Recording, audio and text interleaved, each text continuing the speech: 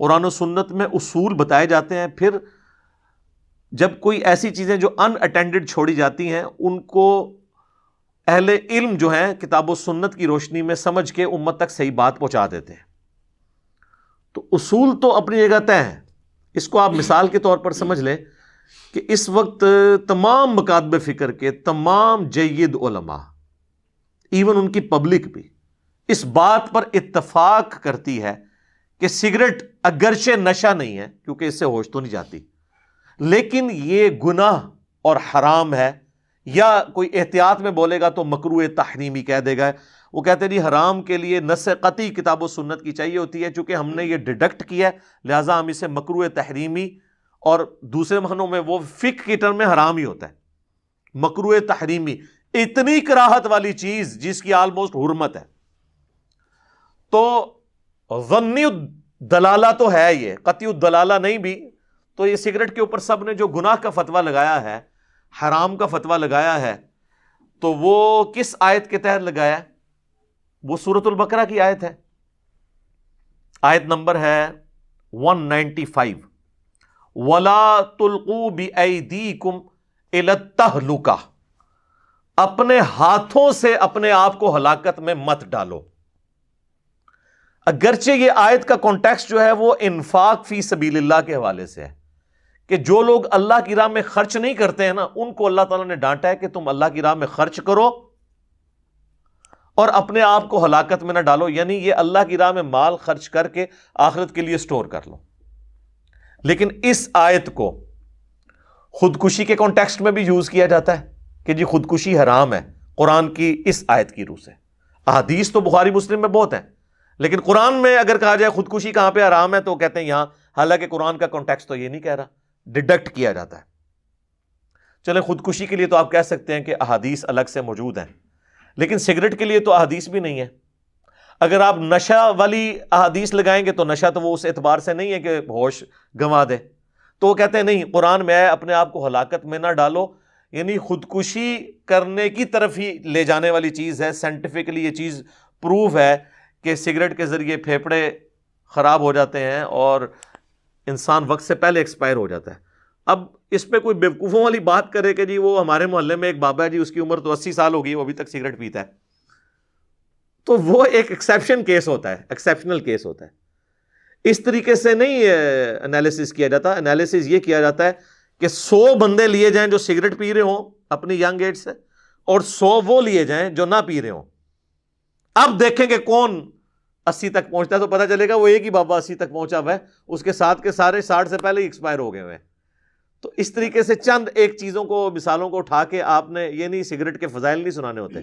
تو سگریٹ کی حرمت یا اس کو مکروہ تحریمی ہم نے نہ قرآن و سنت کے دلائل کی بنیاد پہ نہیں کیا، بلکہ ہم نے اس آیت کے تحت کیا ہے جو سورہ البقرہ کی آیت نمبر 195 ہے، وَلَا تُلْقُوا بِأَيْدِيكُمْ إِلَى التَّهْلُكَةِ، اپنے آپ کو خود اپنے ہاتھوں سے ہلاکت میں مت ڈالو۔ اب کوئی کہہ سکتا ہے کہ یہ علماء نے خام خواہ اس آیت سے کیوں لیا ایسے؟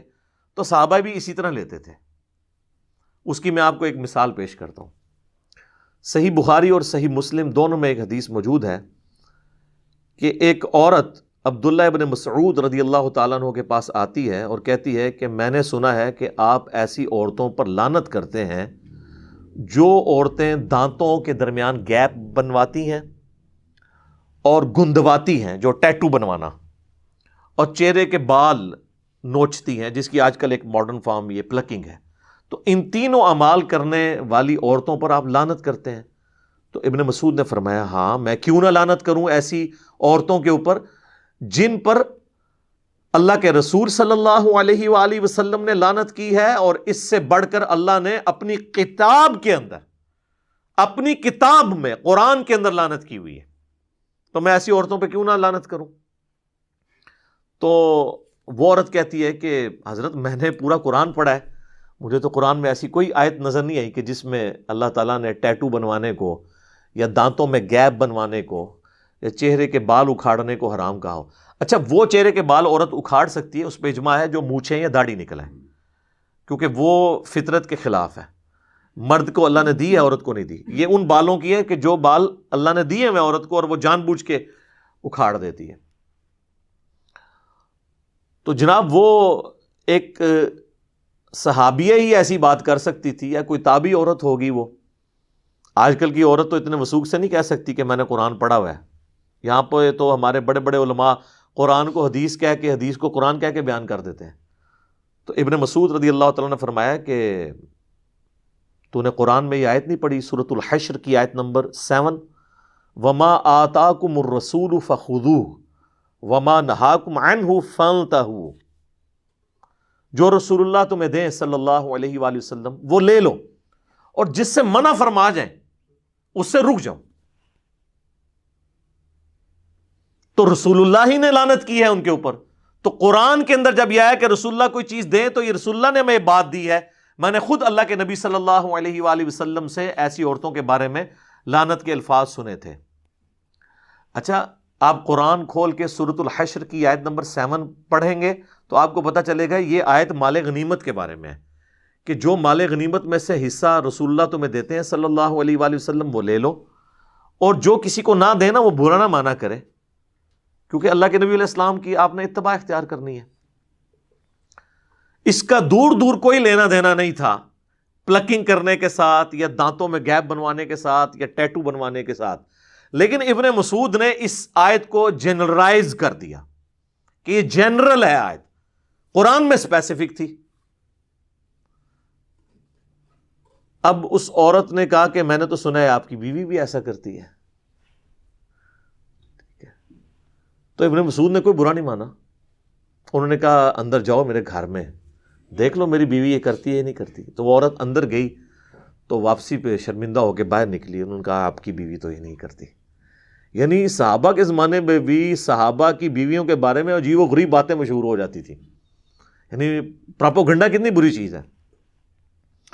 تو ابن مسعود نے پھر ایک جملہ بولا، انہوں نے کہا کہ اگر میری بیوی یہ کرتی ہوتی تو وہ پھر ابن مسعود کی بیوی نہ ہوتی، کہ جو اللہ کے نبی کی نافرمان ہو وہ ایسی عورت میرے ساتھ ہو سکتی ہے جس نے پوری زندگی حضور علیہ السلام کے ساتھ گزاری ہے رضی اللہ تعالیٰ عنہ وعلیہ السلام۔